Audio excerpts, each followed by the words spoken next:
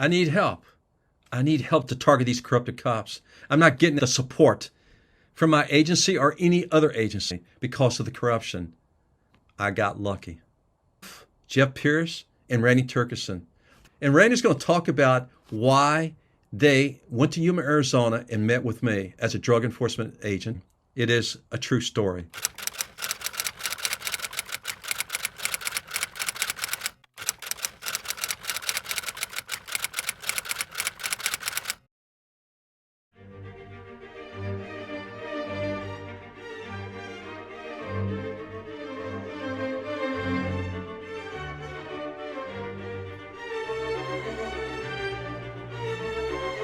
Evil men don't understand justice.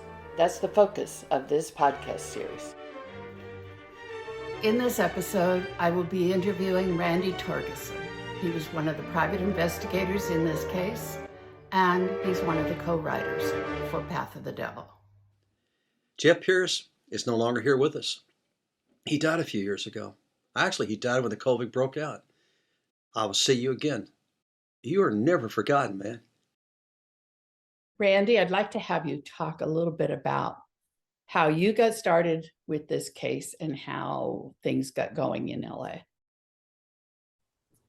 In 1991, I joined the Pearce Corporation out of in Fresno, California, where Jerry Pearce and Jeff Pearce, where I met him actually. Almost immediately, Jeff had just started working on this new case. I got brought into it and started going to Los Angeles to work on it because that's where our client was. Our client was at Torrance, California, and that's where we started doing surveillance because we initially were told that one of the board members, which is also one of the sons of the corporation, may be importing or exporting illegal items, possibly drugs, possibly something else. And it involved tennis balls of all things. Jeff, and God rest his soul, may have had other instructions in the week or two before I got there. When we were there, Jeff and I did a lot of surveillance. We watched the company, we watched the employees, we watched the board members. After developing some informants and things, there was a lot of information that took us to Yuma because that corporation had what's called a maquiladora down in Mexico, an American business that's in Mexico. At the beginning, we both went down there. And after I came back to Los Angeles, Jeff continued to work there. So we split our timing. And we had a few other investigators that worked for our company. Jeff and I were the ones that were there the whole time. So Jeff basically went to Yuma and started working up his informants on that side. I started working up the informants more on the Los Angeles side. And through information through the company, we learned that some of the law enforcement, DEA, wanted to go after a lot of the trucks that our client had because they were big enough to have their own trucking company. The request was, well, if the company would cooperate and work with the DEA, the FBI, whoever, they would stop our trucks, but they wouldn't confiscate them. Part of our job then was to liaison with the DEA, which turned out to be Larry Hardin.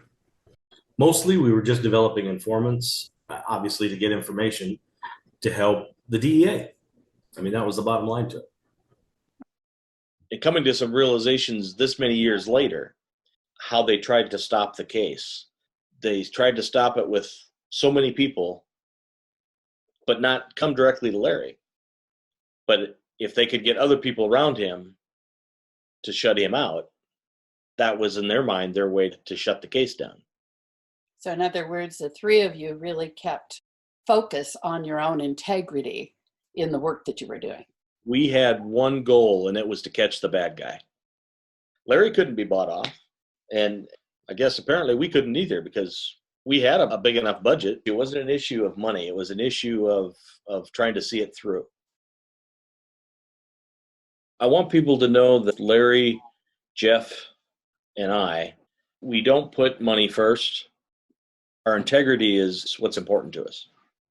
But here's the problem, and it was a problem that I just had a tough time dealing with, and that was the corruption at the port of entries. Even the private investigators told me, said, Larry, be careful, there's too much corruption at that port of entry and that location there with the San Luis, Arizona PD. You can't do it by yourself. Well, you know what? I have to do it by myself. And what is happening today?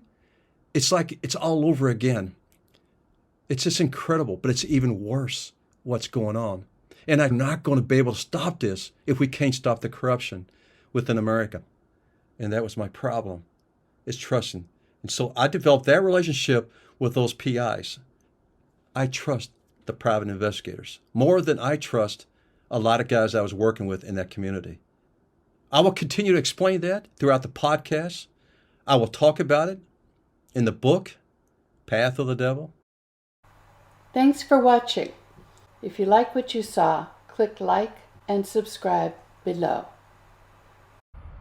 And if you're enjoying the stories in these podcasts, click the link below in the description box to get more details.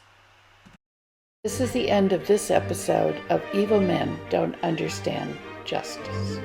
We hope you will join us again next week for more true stories from Larry and Randy.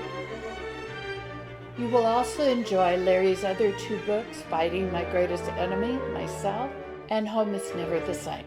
These books can be found at pathofthedevil.com or larryrayharden.com.